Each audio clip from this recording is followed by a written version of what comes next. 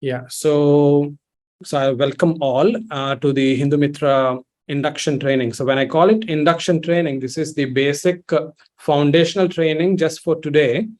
Actually, in the past, we have done almost like a week's training, which was a lot more interactive, allowing each individual to kind of introspect, discuss, case scenarios, and so that's the kind of depth we normally go into. So this time around, we've changed the format a bit, whereby we'll do the intro kind of a session today, and hoping that those who are inspired enough to continue with the rest of the training, we will want to kind of continue our weekly journey, so that we work together and we actually evolve together. To begin with, I am Srinivas Sastry Maladi. I'm actually a psychiatrist by profession. And how did I get interested in developing this? See, sorry, sir. Sorry, Ashwini Kumar Garu, he is not able to hear it since. He's not able to hear. Perhaps, yes. Ashwini ji, please log in again. Perhaps there is an issue with your audio. Can others hear me? I'll message. Yeah, I can hear. I'll just message him once again. Yeah. Perfect. Yes, please do so. Okay, so I was saying that I'm actually a psychiatrist by profession, working in mental health, psychological fields.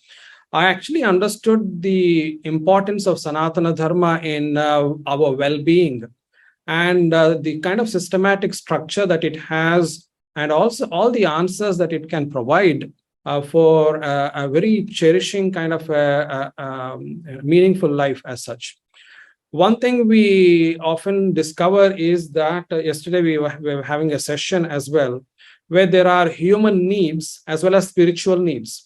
And a lot of times when somebody becomes quite vulnerable, especially so vulnerable that they may actually switch faiths into another faith for that matter, the vulnerabilities are often human in nature, and intervening at that stage is what a mitra is going to do, a friend is going to do, a helping hand.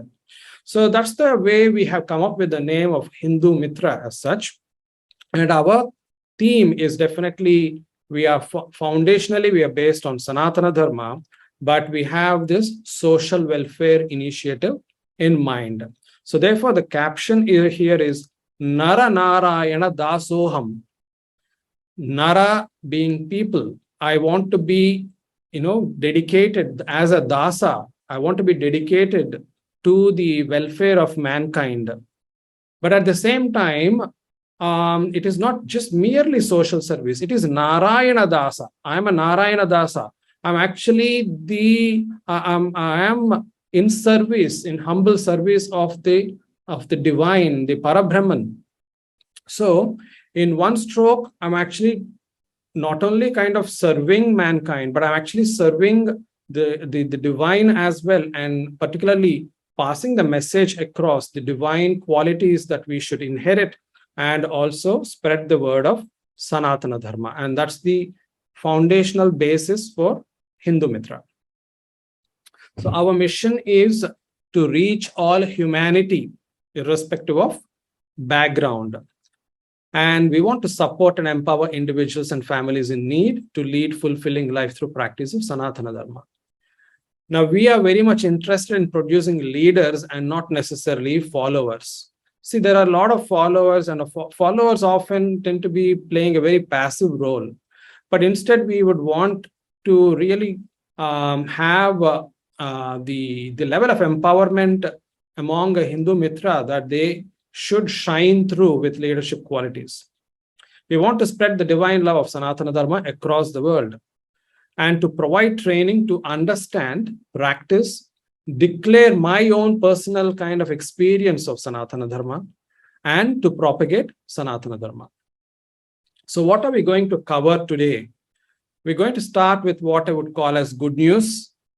Then we will look at understanding who we are. We'll have, these are all very briefly touched upon, breaking Hindu forces, and what are the breaking Hindu forces which work against us. And who is a Hindu? Who is a Mitra? What are the desired qualities in a Hindu Mitra? What are the prisms of operation or the lenses of operation? And there are a lot of triads called Hindu Mitra triads that we need to go through. And what do I gain by being a Hindu? A provocative question. What is in it for me? I mean, why should I waste my time being a Hindu, frankly? That's the kind of question here. And brotherhood, we're going to talk about that. And at the end, we will be looking at what next if you wish to be a Hindu Mitra. So as I promised, we have some good news for you. But before that, I would want you all to unmute for a moment. And all I can say is that you wouldn't have a no for an answer. It will only come as a yes. So I want to hear you all say it out loud. Okay. So, oh Hindu Mitra, for the rest of your life, would you sincerely practice Sanatana Dharma? Yes. Yes. Okay, I want to hear more voices. Would you like to ensure, would you like to ensure joy and contentment for yourself, your family and friends? Yes. Yes. Absolutely. Yes. Would you like to stay on path of truth? Yes. Definitely yes. Yes. Would you like to be fearless in propagating Sanatana Dharma with love for the divine Paramatma? Yes. Yes. Mhm. And therefore, would you spare time to achieve all the above? Yes. Yes. We should try our best. Seems like a commitment, right? I'm not going to get you to sign any declaration here. So you can loudly say yes. I'm not going to capture this moment and come back and haunt you forever later on. Anyway, so the idea there was to just kind of have that little bit of interaction so that we can exercise our vocal cords and get a little bit of energy during this session. Yeah. Okay. You can go back onto mute now. So what's the good news after all?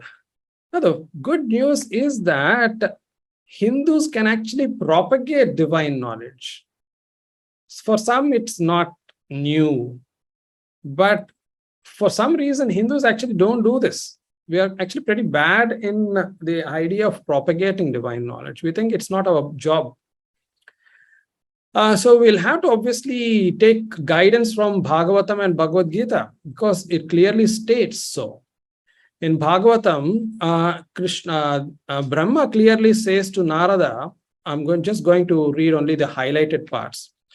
He says, I've narrated the details of Bhagavatam to you. It's the divine knowledge. You may now go out there and extensively propagate this divine knowledge in the universe. And that's exactly what Narada does. And in Bhagavatam, it further says that by sharing the Bhagavata stories, one who actually narrates them, one who does the pravachans, is granted liberation, which is again propagation of divine knowledge. And furthermore, in Bhagavad Gita, in 18th chapter, Sri Krishna says, Ya idam paramam guhyam mad bhakte shabidhasyati. Bhaktim maya param kritva mame vaishyat asamshayaha. So he says, those who teach this most confidential divine knowledge among my devotees, they actually are performing the greatest act of love. And they will come to me without doubt. Again, it's about propagating divine knowledge. But for some reason, we don't do it. We are terrible. We are actually very bad at propagating divine knowledge. Although Maharshi Narada has shown us the way, Adi Shankara has done it, and Swami Vivekananda has done it very well as well. I'm sure you're all familiar with this picture by now, the three roaring lions, not the three humble lions. In service of the divine, we need to be like this. Narayana Dasoham. If I am to be the Narayana's Dasa, I need to be a roaring lion. But unfortunately, I'm not so. I'm actually a sleeping lion. Why would it be a sleeping lion? Why can't it be a sleeping mouse? Well, let's kind of at least give that credit to ourselves. We have the knowledge, therefore we are lions, but we are not utilizing it, therefore we are sleeping lions. We pretend to be in sattva guna. We pretend. We think sometimes, ignorantly, we think we are in sattva guna, but actually it is a tamasika guna. When we say all are equal or everything is fine, peace, that is actually out of fear, or is it out of the contentment? We need to introspect. So tamasika guna is where the problem lies. If we are in sattvika guna, no problem. But that tends to be the reason why we don't actually propagate divine knowledge. And the reasons could be that it has been rejected as not true. Fine. If you have done all the studies and you have come to the conclusion that it is nothing to really take seriously about, you have all the right to reject it. But if you haven't really done any studies and you're rejecting it, it is the tamasika guna which is playing very heavily and you are just ignorant.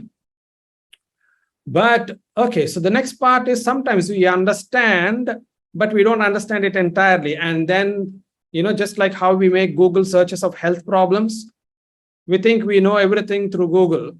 And it's only at the end of the day, it confuses us. And ultimately, it is about just the very apathy that stops us from propagating anything that is divine. So, again, Bhagavad Gita clearly kind of talks about the various aspects. Namam dushkritino moodaha prapadyante naradamaha mayaya apaharta jnanaha asuram bhavam ashritaha. There are 4 types of people, but I'm not worried about the other 3 types. The one in the red, those who lazily follow the lower nature, though capable of knowing me. That is the sleeping lion again. Okay, they know, but they don't. So those practicing dharma have to ask themselves these questions. For not propagating this divine, all-inclusive knowledge only leads to adharma prevailing over, as is happening now. All have the freedom and the right to reject if they do not agree with it. But those who bully or threaten are fanatics who have not understood the true essence of divine knowledge. And we are not like that. We are dharmic. We don't bully people. We allow the freedom. But what we need to do is we need to first pronounce, declare forthrightly, confidently what the divine knowledge is. We need to make a case. We need to debate. We need to communicate. So, Nishchaya Buddhi is talked about in Bhagavad Gita, the clarity, the precision in thinking. If only I have the clarity in thinking and I'm decisive when it comes to following dharma, then the game changes. The game changes in favor of Bhagavan. We are serving, always remember, in propagation of Sanatana Dharma, we are doing Narayana Seva. In the process, we are doing Nara Seva as well. So, my question to you all is, just as Maharshi Narada, Adi Shankara and Swami Vivekananda have shown us the way, and as Paramatma taught us in Bhagavad Gita and Bhagavatam, are you ready to reach out to all his bhaktas with love and compassion and build a satsanga wherever we are? Are you? Yes. Yes. Any more yeses? We should try. Yes. Any more? There are 19 possible voices here. I heard 4 voices. One chat. One says yes. What about the rest? Sorry, I missed the question. Could you repeat, please? Oh my goodness. Sorry, it was someone at the door. Sorry. So I was saying that we had wonderful examples through history of Maharshi Narada, Adi Shankara and Vivekananda showing us the way to propagate divine knowledge of Sanatana Dharma. So my question is, are you ready to reach out Absolutely. Yeah. to to each and everyone with love and compassion and build a satsanga wherever you are. Yeah, Yes. I'm in. I'm sure you're already in. Yes. Perfect. Okay. Okay. All right. Because of time, I wouldn't want to stay there forever. So let's move on. So yes, we can is the good news that we should make attempts to understand Sanatana Dharma. Now, somebody may ask a question, how much of Sanatana Dharma? One lifetime is not going to be enough. Seriously, that is true. If you start reading Shastra upon Shastra, we will never be able to finish them in one lifetime. But honestly speaking, Sanatana Dharma is not about how well we are read. It is about how much do we internalize what little we know. It is actually very simple, a very simple framework that needs to be adhered to. Sanatana Dharma values experience on top of knowledge.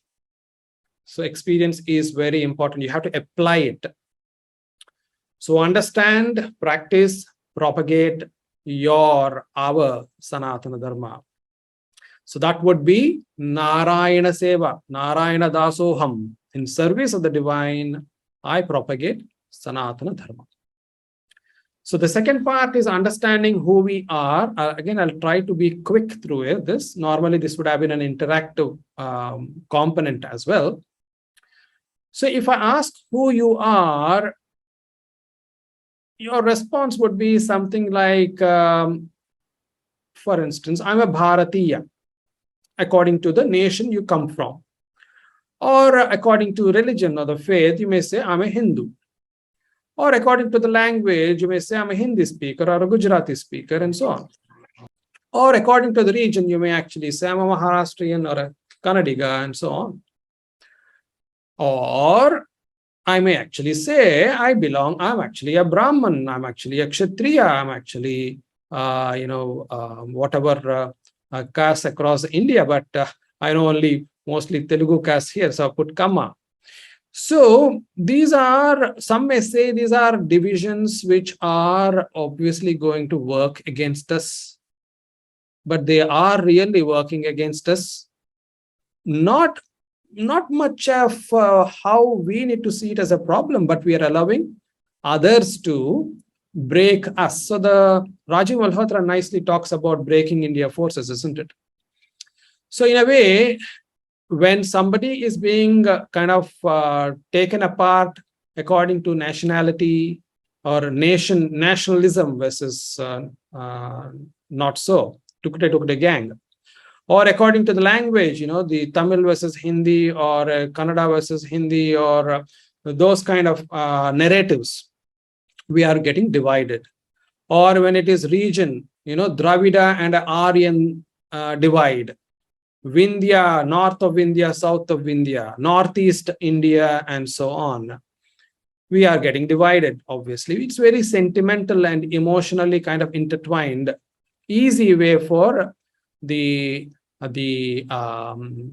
predatory kind of nature of the break India forces to work against us. And of course, according to the Jati. Ultimately, what are they trying to attack? They're attacking the Dharma. And that's what we need to understand. Ultimate goal is to finish off the Dharma, the last remaining spiritual civilization across the world. Others have been exterminated. But who is responsible for all this?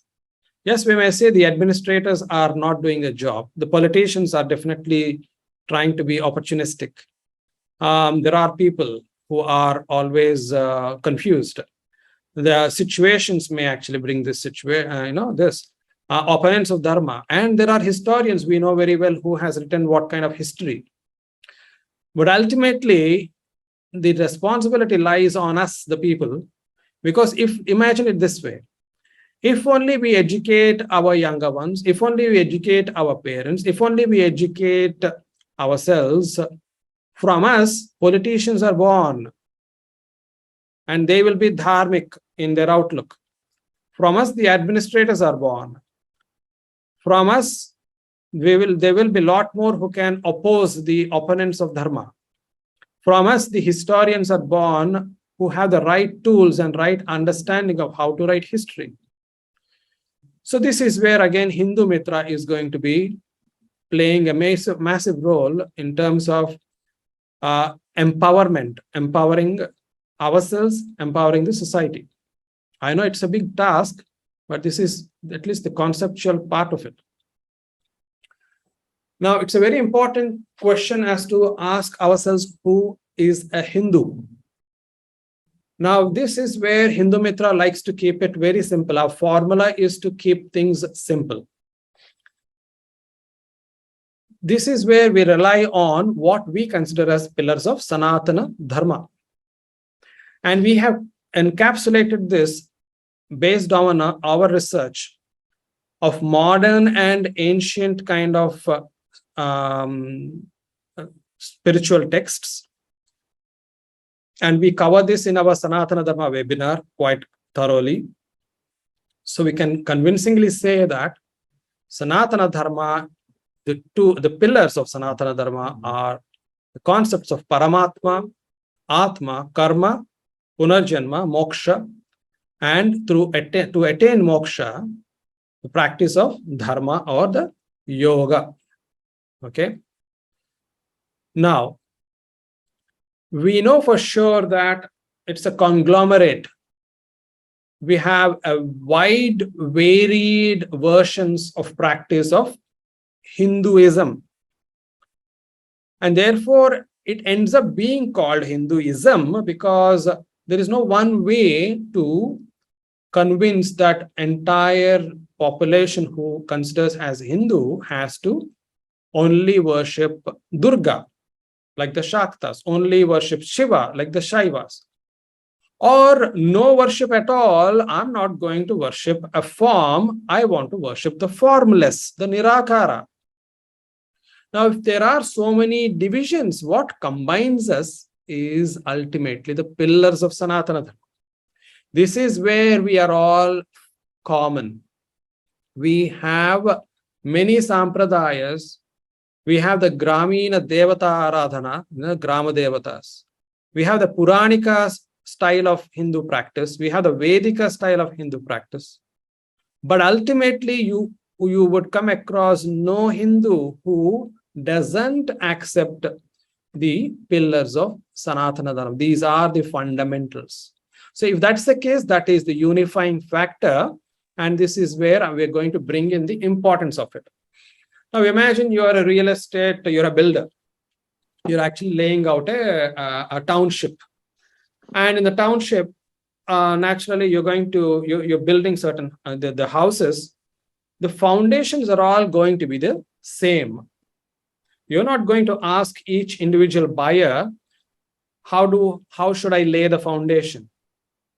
But once the foundation is done, you actually give the choice to the buyer, what should be the changes that you are looking for before we build the structure, the superstructure. And the buyer is going to decide as per Vastu or as per their liking, whatever it may be, they decide how it should be upon the foundation. So this is exactly where we need to strengthen ourselves when it comes to the idea of unity. Frankly speaking, we as Hindumitras are only worried about or bothered about the pillars of Sanatana Dharma. We really don't care who you worship after that, which means we only care for the foundation. We are least interested in who is occupying the superstructure on top of it. Is it Krishna? Is it Balarama? Is it Nakula, Sahadeva? It is entirely up to you. We will not really even worry about it. All we want to make sure is the foundation there in place or not? That's it. And one may ask, well, if people can choose whoever they want and if they create gods, look, at the end of the day, we are not there to worry about what a subsect is going to do, because we are at this particular phase of Sanatana Dharmic existential issues where foundations themselves are so shaky, nobody even knows the foundations. So let's get the foundation right, and then it is entirely a logical question to then ask. Once the foundation is strong enough, the superstructure is also going to be equally positively affected. So I think we surely would have understood who we are from a Hindumitra perspective. So then we are going to look at who is a Mitra, a friend, and who better than to ask Bhartrihari, a great philosopher from the medieval times. He says, Papan nivarayati yojayate hitaya, guhyam niguhati gunan prakati karoti. Apadgatam chana jahati dadati kale sanmitrasya lakshanavidam pravadanti santaha, he says. He says, a friend is one who helps you overcome bad qualities, inspires you to take the right path, keeps your secrets, proclaims your good qualities, will not abandon you in your tough times, and spares time for you. Now, obviously, the question is, have you, as a Hindu, been helping those who stray away from Sanatana Dharma? As in, they're going in a bad direction. Have you been redirecting them? We have not been doing so. We leave them to their own devices. Have you been helping those who are vulnerable to evangelical exploitation? Well, we are not. In fact, one of my greatest concerns, and which I'm vocal about, is we externalize the problem by saying, oh, they're converting because of their own greed, They want money, they want job, or because of their ill health. It is their problem. They are greedy. So what does it mean? I don't have a responsibility to help them anymore. It's like me trying to wash my hands away by putting the onus on the vulnerable Hindu because of their own human needs at that point of time, which are obviously, from their point of view, it's not exploitation. Somebody is giving a helping hand. But we know that the larger scheme is of an exploitation. But where are you as a friend? Have you been there as pillar of unconditional support to those who follow Sanatana Dharma? This is another biggest problem, that we don't even stand up for those who are practicing Sanatana Dharma, sometimes even against odds. Like, for instance, how good are we in standing up for those vulnerable Hindus in Bangladesh? Wherever the Hindus are minority and their numbers are dwindling every day. Are we supporting them? Those who follow Sanatana Dharma in those dire circumstances? Forget about them. What about my own neighborhood? So am I a friend? I'm not. So therefore, I need to be a friend, and therefore Hindu Mitra is the concept where we want to bring that into effect. The compassions, the Sahodara Bhava, the duty to share love is of primary importance. And it's not alien to Sanatana Dharma at the end of the day. These are all qualities narrated through Bhagavatam and Bhagavad Gita. So Nara Dasoham, in service of people. So now, who is the best example of Nara Narayana Dasoham? Narada Maharshi. He demonstrated Sampurna Bhakti towards Narayana. Nitya Narayana Namasmarana, Sharanagati. He tirelessly propagates Sanatana Dharma. He practices Samadrishti. He sees everyone the same. That is the quality of a true friend. Whether it was a Deva or a Asura, whether it was a child or an adult, whether it was a rich or a poor, he didn't mind. He mentored them all with equanimity. He was a friend to all. He was fearless. He teaches all in an easy way. So he is a Narayana Dasa. He is a Nara. I can't call him Dasa as such, but it is important that we inspire ourselves through his service to the divine and to the humankind. Therefore, Nara Narayana Dasoham. And this is where we need to extend its application. We need to develop satsanga, and this is where we are going to help come together in seeking the truth of Sanatana Dharma. We want to develop nirbhaya, the fearlessness. And how do we do that? Very simple. The very fundamental idea of Sanatana Dharma is that you are immortal because you are the Atman. You are the Sat, you are the only truth which has always existed. You are shedding your body. The body is disappearing into thin air, into its elements, but you are immortal. So where is the fear then? Nirbhaya. Sahodara Bhava. We need to develop that brotherhood. We have to have the Shraddha and the Bhakti and the Trikarana Shuddhi. What we think, so we speak. What we definitely utter, we have to act upon. We have to develop the prema. That same prema, that love towards Bhagavan is Bhakti. That same love towards my child is Vatsalya. That same love towards humans is prema, karuna, daya. They're all there. It's all part of Sanatana Dharma. It's not, we don't need to give a patent of love to one of the Abrahamic faiths and forget it. You don't need to do that. Okay, I know it's a very quick session.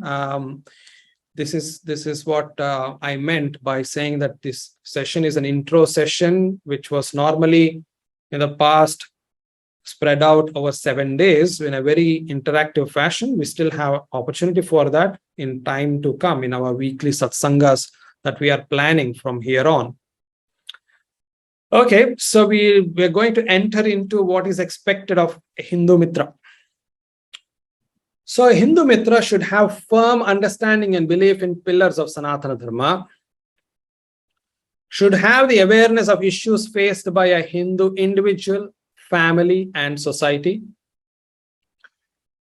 Having assessed the problems, should be able to work with the affected individual to address their problems.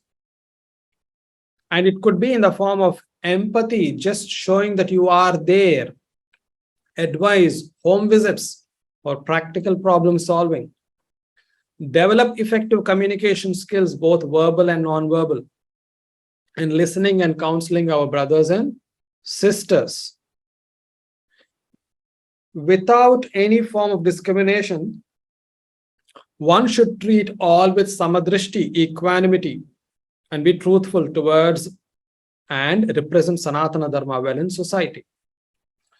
Should develop effective debating skills, prepare well on what to discuss, do's and don'ts of debating, and thorough research and preparation whenever there is a need for a debating opportunity. We will not shy away from that. Adi Shankara went ahead, he called for debates. That is the legacy that we need to take over from. Should develop strategies for self with the aim to serve Sanatana Dharma for life without facing exhaustion. One of the biggest problems I come across a lot of people is they want to do it all in one spurt. They get exhausted, they get disillusioned, they feel not supported. Frankly speaking, they themselves were not supporting themselves and end up blaming everyone else around. So for that to happen, see, at the end of the day, I am a grihastha. I have a job, I have a house, I have a family. And like me, all of you are busy in your grihastha dharma every day. So this is where we came up with a strategy called the 4 roles that we will talk about. In fact, I shared, I'm hoping that all of you would have read through the links, the Dharma Sevaka, Dharma Pracharaka, Dharma Bodhaka, and the Dharma Vidyarthi. All we are asking is spare 3 hours a week. And we need to log details of the work we have done as part of all these things. Okay. With welfare of community in mind, we should be joyful in service and have the required presence of mind to not get into any form of trouble. Remember, not get into any form of trouble means we should be tactful enough in understanding where the pitfalls are, the kind of traps that may be laid for us to fall flat on our face. It could be legal, it could be any form. We should be smart enough to be able to assess those situations and try to not get into those traps. So it's a summary slide I will share later on in the group. Okay. So this is the summary slide of expected qualities. Let me not just go through again. I think we've already covered it. Okay. Now, there are some disqualifications. If you have these qualities, you will not be called a Hindumitra. If the person considers their caste, I've specifically mentioned caste because this is often one of the biggest irritants which comes in the way of accepting Sanatana Dharma as, or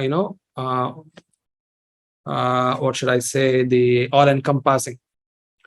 If you think that your caste supersedes Sanatana Dharma, sorry, it's not going to be a great idea to be a Hindumitra.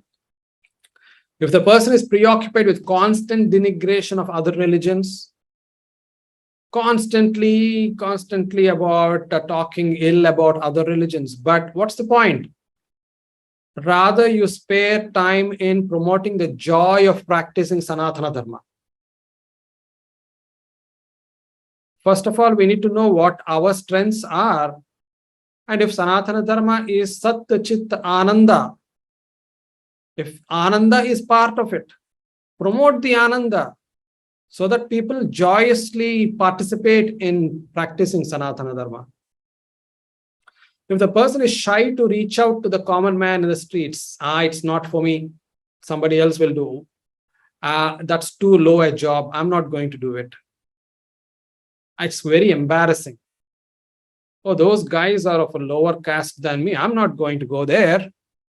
Oh, they are economically deprived.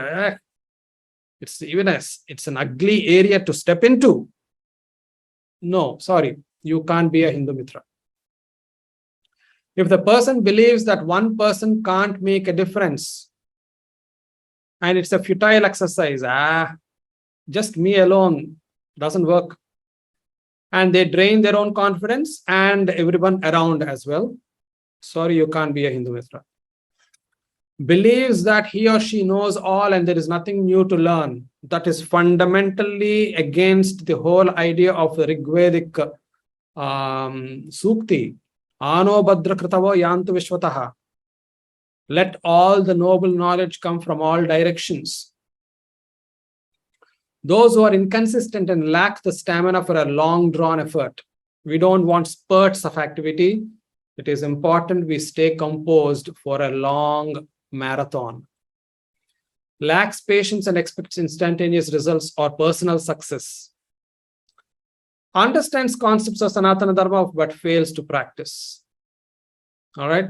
So in a way, we are summarizing what are the qualifications to be a Hindumitra and what are disqualifications of a Hindumitra. Okay. The next one would be the prisms of operations. So this is possibly a slightly complicated slide. Now, you can say the lens we see through. What kind of lens? Let's say, for instance, I wear a tinted glass, which has a pink color, then obviously everything looks pink around, right? So what does it mean? It means that That's the narrative through which I may see, or that's the angle of observation that I'm bringing in. So we need to look at what are those prisms of operation that we're going to bring in here.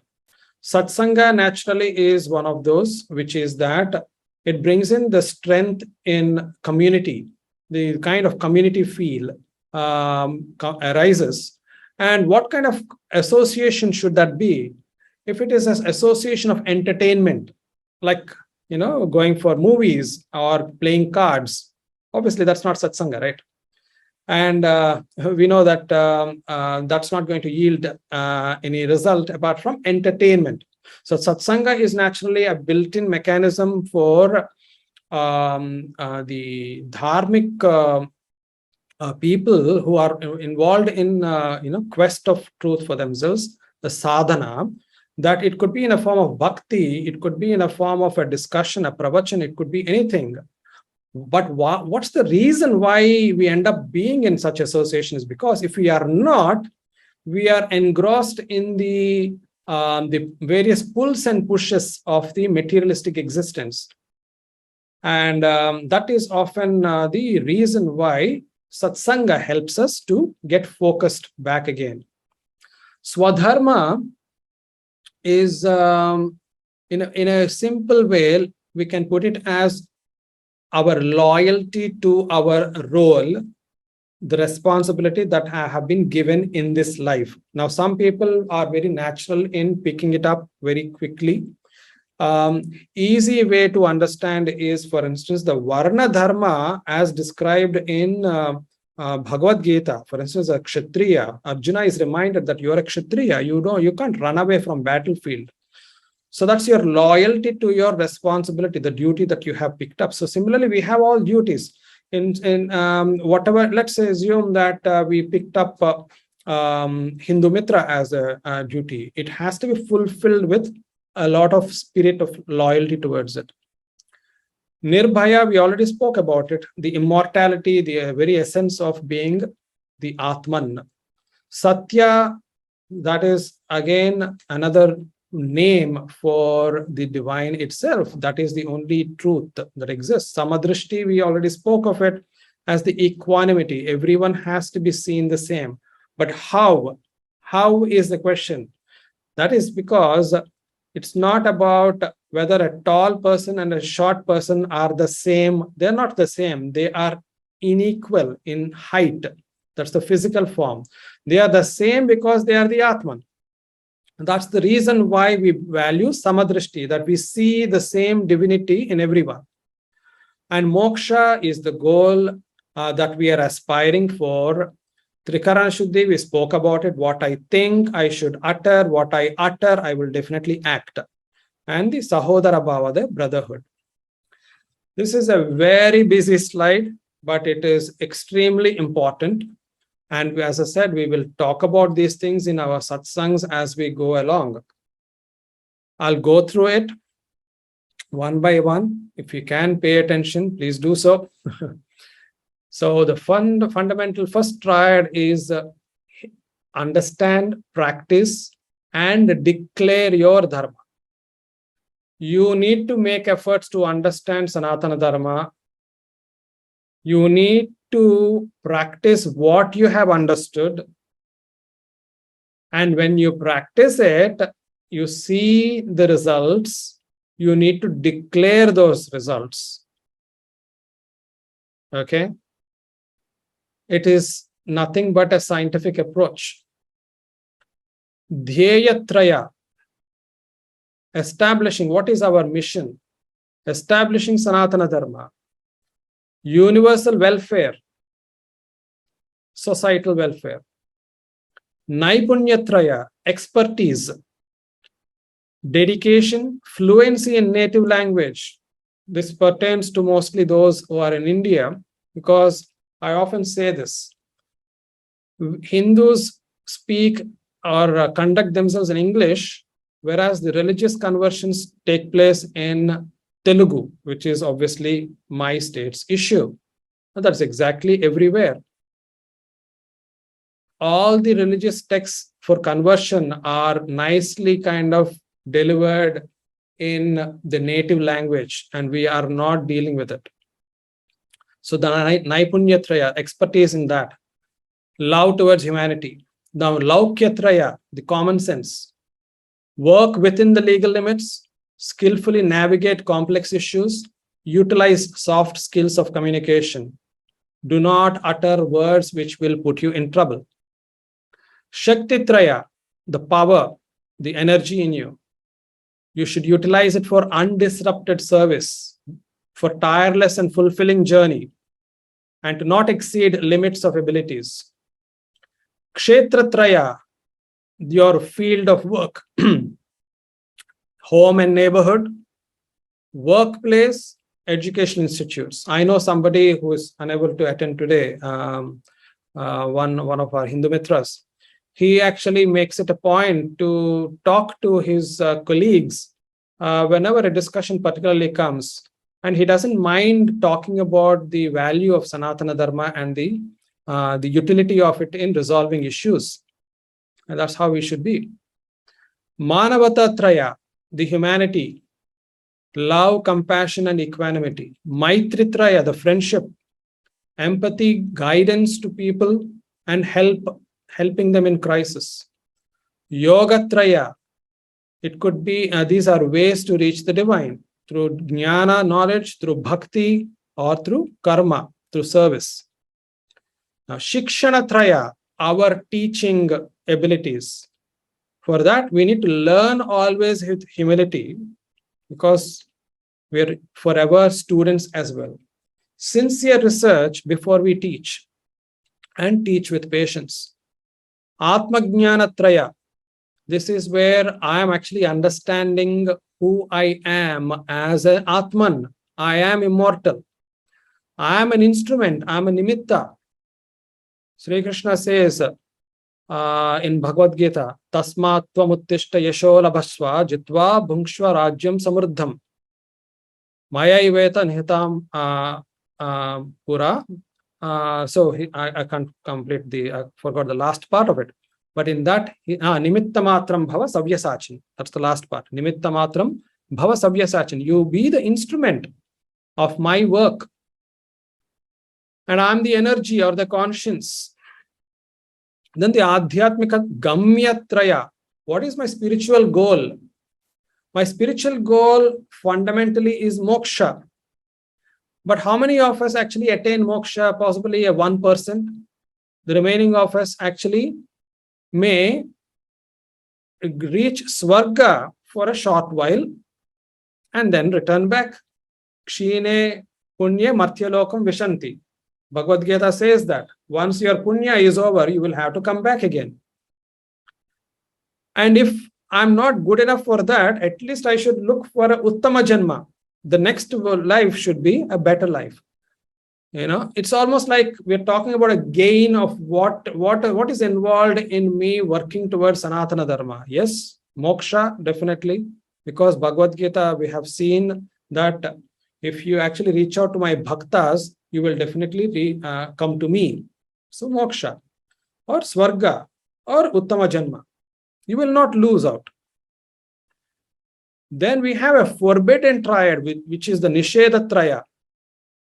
We should avoid hatred towards other faiths. Now, it is important to have all the knowledge and the ability to figure out the viveka, to understand what is right, what is wrong. We need to know everything about who the breaking Hindu forces are. But it's a wasteful energy if we actually utilize our energy on emotional drain. We should avoid discrimination. Samadrishti has to be practiced. And performing adharmic acts. I don't need to spell out, I have said it as adharmic acts.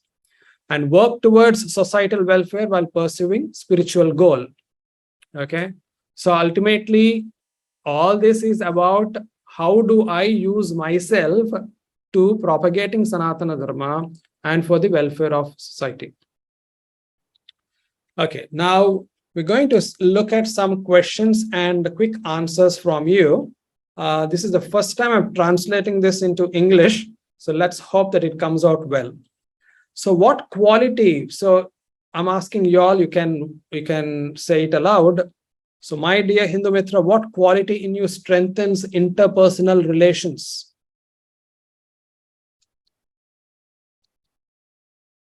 Love for fellow human beings. Love. Okay, great. Patience, I say. Yeah, your answers are good. I'm not saying your answers are wrong. It's not about right or wrong answer. Patience is definitely required. What quality in you makes your world look beautiful? Learning. Hmm? What is it? Giving. Learning. Okay, let's go through. Me knowing that I am the immortal Atman, if I know who I am well, I am content and I'm at peace with me, then everything around me looks quite beautiful. At least, first of all, I need to be happy with who I am. What quality is in you? What quality in you prompts others to love you?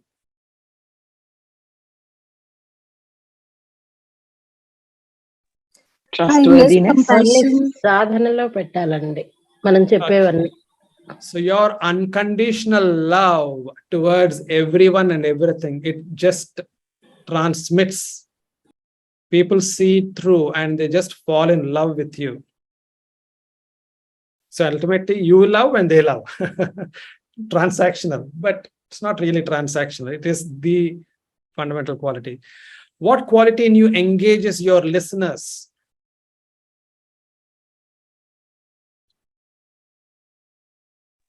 Trust in what you say.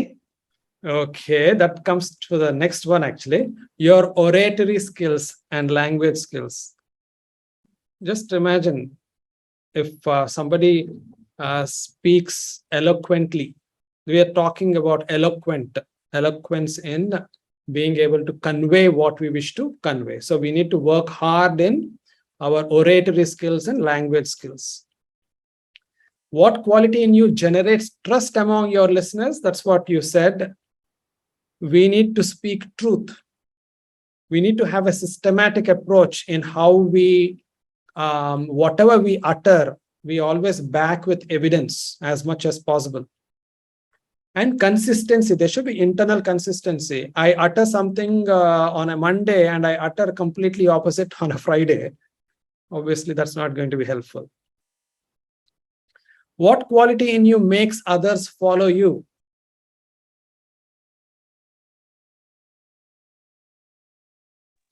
How truthful we are. Okay. Leadership. Yes, leadership. Ultimately, all these that we spoke about, it's all about leadership anyway. And what quality in you makes others share your joy and sorrow? Compassion, empathy. Yes, compassion. Yes, definitely. What quality in you gives courage to the vulnerable in their difficult times? Support.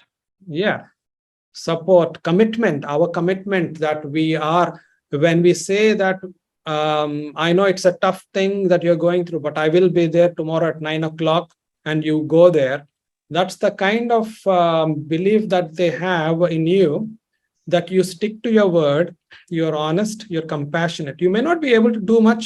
You may not even have a single penny in hand, but still, the very idea that you are there to support them in their vulnerable times is enough for them to at least make an attempt to get through.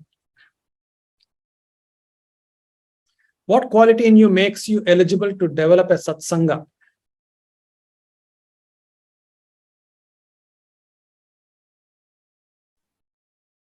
Honesty. Time maintenance. Time, okay. That is true actually. Time is important. But very importantly, you need to be capable in practicing Sanatana Dharma. If you are not, then you can't develop a satsanga. Imagine we want leaders here, not necessarily followers. So this in itself is Sanatana Dharma. If you look at it, all those qualities that we spoke about are nothing but Sanatana Dharma. The Atman, I am the Atman. I practice Samadrishti. You know, any of these things, the truth, compassion, you're assured of victory by following this path sincerely. And I'm not just making a theoretical case here. Those of you who know that we have gone through this journey for the last 2 years of conducting various workshops, initially of Sanatana Dharma, and thereafter gradually making a case for what a Hindumitra should be like, and then starting to apply that at ground level by meeting people in need.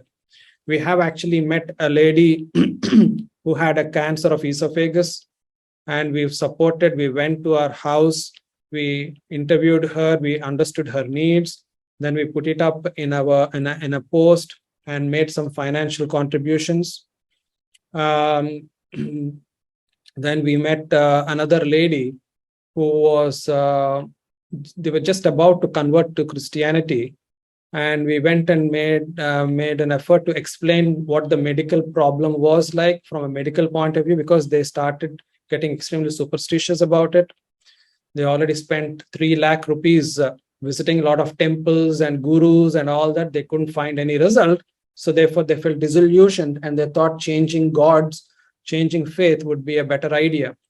So we went, explained about what epilepsy is and all that. And then we also explained what Sanatana Dharma is.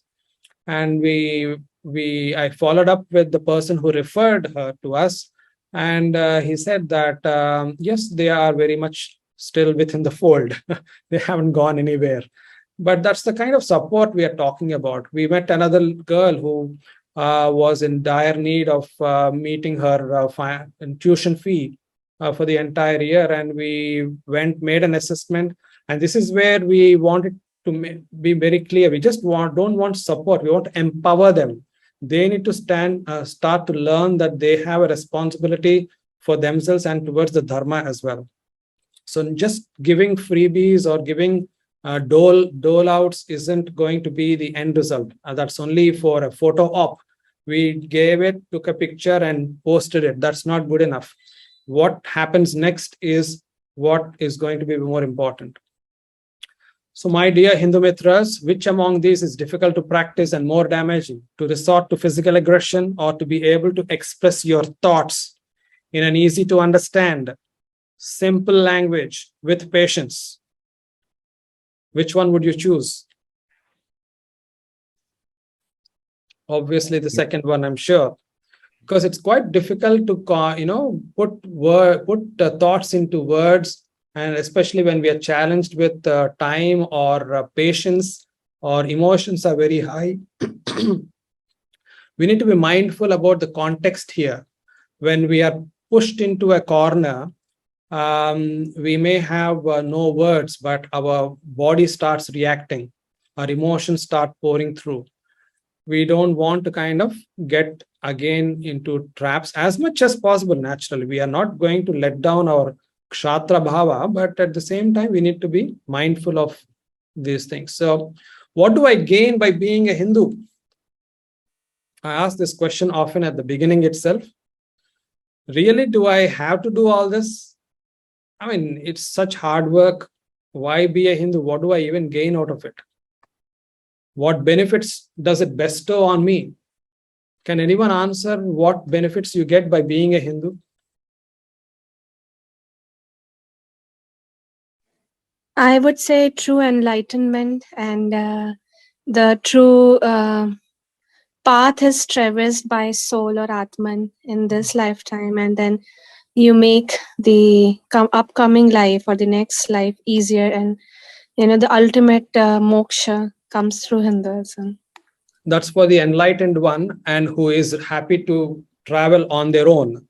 But what about those who are not enlightened? What benefits do they have being a Hindu? I have a sense of stability by being Hindu.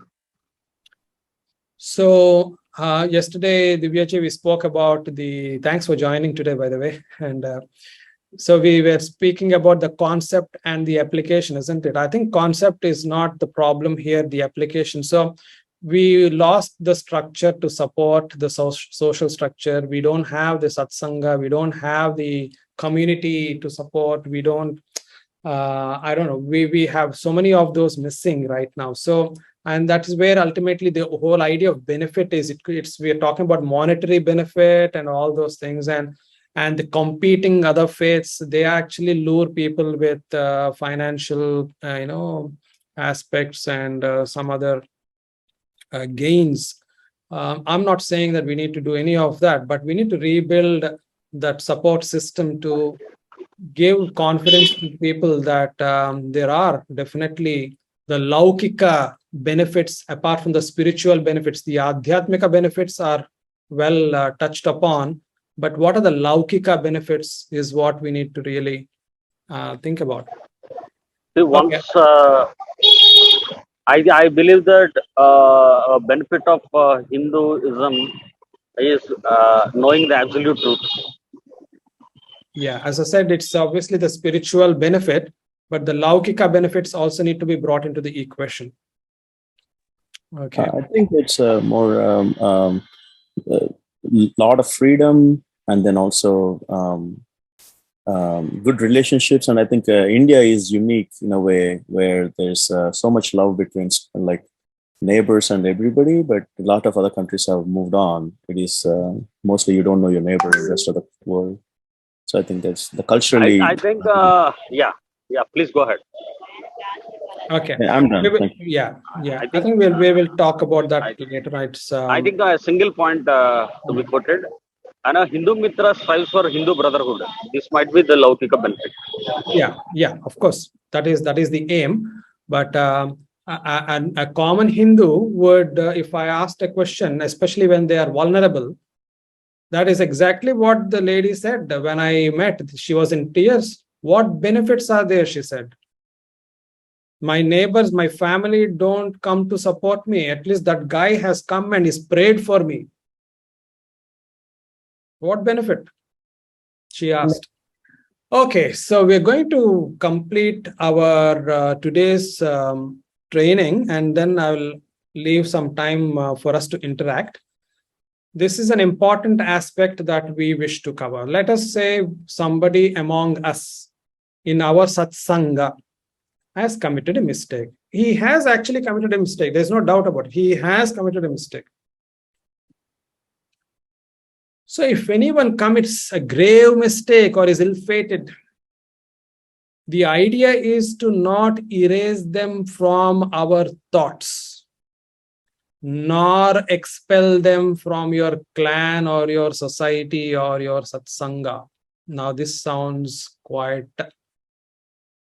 illogical on the face of it. So I think the idea here is that we are looking at how we may disown our own people just because they have committed a mistake. And then what happens later on is of more importance. They are actually taken up by the others who are always welcoming, because they need to expand their own groups or into their own faith. So instead, what should we do? We shall be with them through their tough times. So even when they face legal punishment, we should still be with them, with their families' side. Never abandon them. Now, this is where I'm going to clarify a bit. It's not to say that we are accepting that that guy, the offense was, or we were minimizing the offense. No, we are obviously saying that that was a terrible offense. You have committed a terrible offense, but we are there with you through your tough times, in the sense that we hope you will utilize this support in transforming yourself and realizing the mistake and be within the fold. What if another opportunity at another moment, I myself commit a mistake?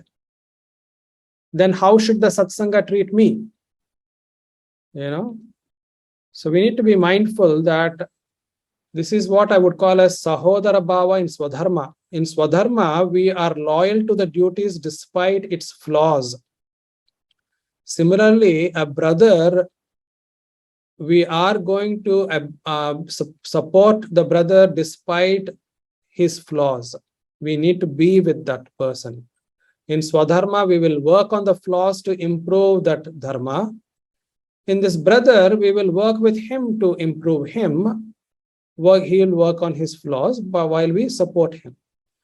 We shall set them conditions and allow opportunity to correct their actions and allow rehabilitation for them to change. But we abandon them, then we are being opportunistic. For those who have chosen wrong path and are in dire need of help, our action will be adharmic by abandoning them. It is out of fear of being tainted by their company or to save our prestige that we abandon brotherhood. And we also end up being judgmental that they strayed the path. So we are allowing others to embrace these vulnerables into their fold. And Swami Vivekananda said apparently that one less friend is one new enemy. So ultimately, who is wrong here? The one who is wrong is the one who has abandoned the person, but surely not the one who has embraced into the fold, even if it is adharmic. So here we will end, and I'm just going to show you one more slide. So if you wish to continue with further training, there will be weekly satsangas at the same time on Saturday. So you will, as I said, you would have already read through the links that we shared, and there are 4 roles to take up, depending on what your commitment, your time availability, or your style of your personality and all that. So it could be in the form of dharma vidyarthi, or a sevaka, or a bodhaka, or a pracharaka. So you need to start functioning in those roles chosen, and you need to keep a logbook. And it is good for your own progress, and it's also good for the satsanga to learn from. And there are courses to attend, the extended Hindumitra sessions, and also the Sanatana Dharma workshop, which is typically about 10 sessions. So this is where we will end, and we will spare this time for interaction.